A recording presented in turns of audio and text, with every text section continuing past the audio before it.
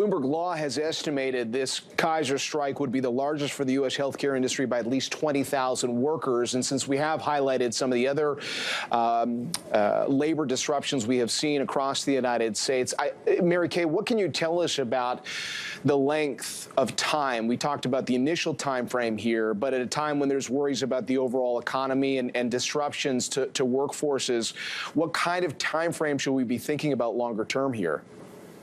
Well, the workers served the required 10-day notice for a 3-day unfair labor practice strike, and that concludes tomorrow. And bargaining was going on yesterday during the first day of the strike. I think it has not happening today, and we'll see if tomorrow the employer returns to the table and is able to settle this dispute. If it doesn't get settled, the workers will vote again to authorize their bargaining committee to call additional strikes. What are the workers actually asking for? We know in the case of the UAW, they want at least a 30% pay rise. They want defined benefits, defined benefit pensions, and they want I believe they still are pushing for a 4-day work week. What about these Kaiser Permanente workers? What are they asking for?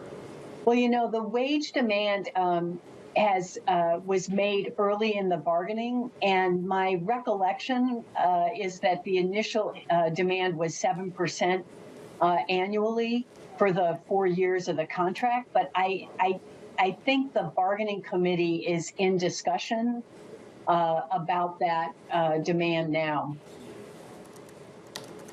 Before I let you go, Mary Kay, just for obviously you've highlighted some of the stress that workers have felt and the requests they have. How should those who are watching this as patients who maybe have non-essential services and they're seeing some of these headlines, how should they navigate through all this as well? Well, you know, the union has set up a phone center to help people navigate. What we ask for is patient support for the workers' demands, because we want them to stand in solidarity with us to address the staffing crisis and make sure we're adequately staffed to provide the care that we believe they deserve and that they've been demanding. And so I think patience is the most important thing for Kaiser members that are watching now, and to stay connected to the news about what workers are able to achieve.